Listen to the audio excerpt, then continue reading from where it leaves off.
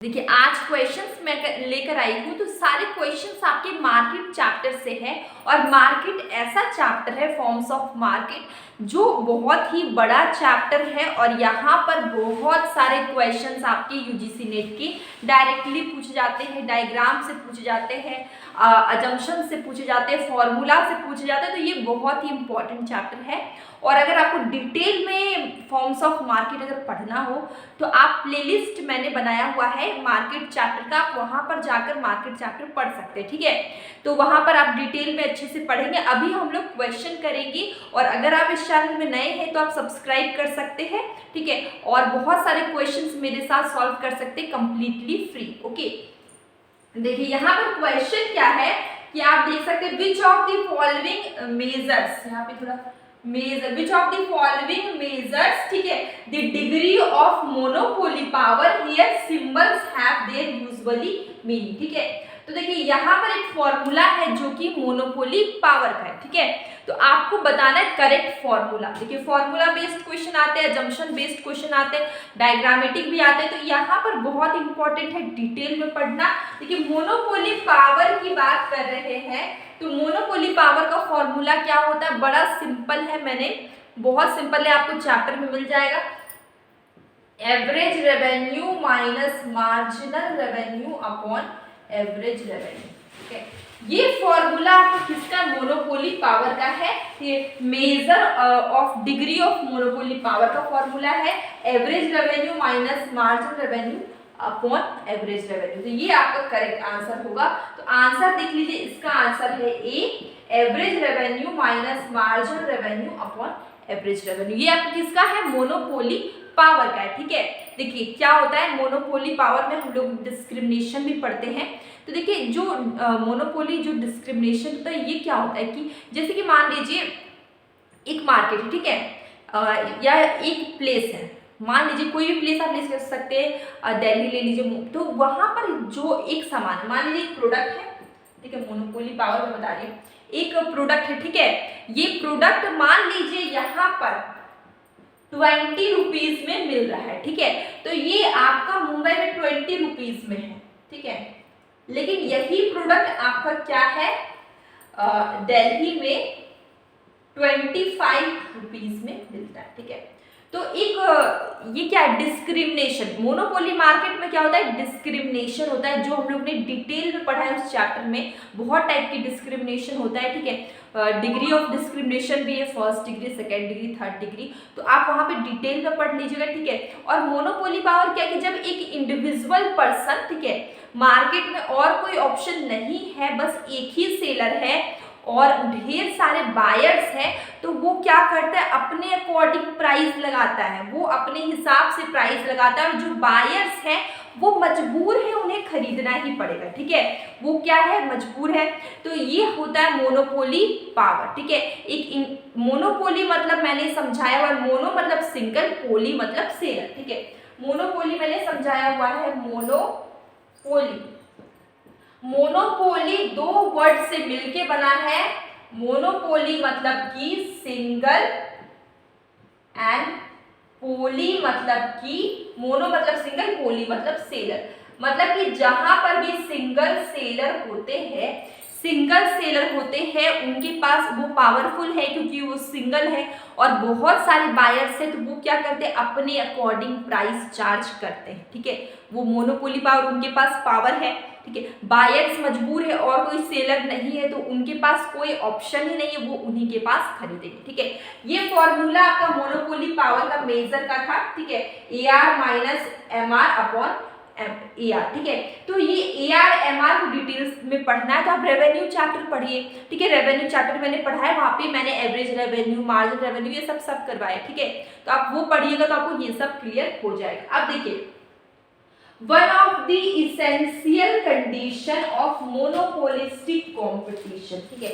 monopolistic competition market में सबसे essential मतलब सबसे इंपॉर्टेंट कंडीशन कौन सा होता है, homogeneous product, product differentiation, price discrimination, या many buyer but one seller. तो अगर हम बात करें मोनोपोलिस्टिक कंपटीशन मार्केट में, तो सबसे इंपॉर्टेंट जो कंडीशन है वो क्या है, प्रोडक्ट डिफरेंशिएशन। सबसे इंपॉर्टेंट क्या है? Product differentiation. ठीक है, तो इसका आंसर क्या हो जाएगा? B. Answer will be B. ठीक है, अब नेक्स्ट क्वेश्चन आता है, in which of the following market situation firms are able to maximise profit. ठीक है, फर्म्स क्या है यहाँ पर? एबल मतलब सक्षम है कि वो अपने प्रॉफिट को मैक्सिमाइज कर सके। ठीक है, फर्म्स यहाँ पे क्या अपने प्रॉफिट को मैक्सिमाइज कर सकता है। वो कौन सा मार्केट है? प्राइस लीडरशिप तो कोई मार्केट नहीं है, कार्टेल या फिर किंग पॉइंट। ठीक है, एट द किंग पॉइंट, ये किंग डिमांड कर्व मैंने अलग से पढ़ाया हुआ है। ठीक है, किंग डिमांड कर्व स्वीजी का है। ठीक है, पॉल स्वीजी का।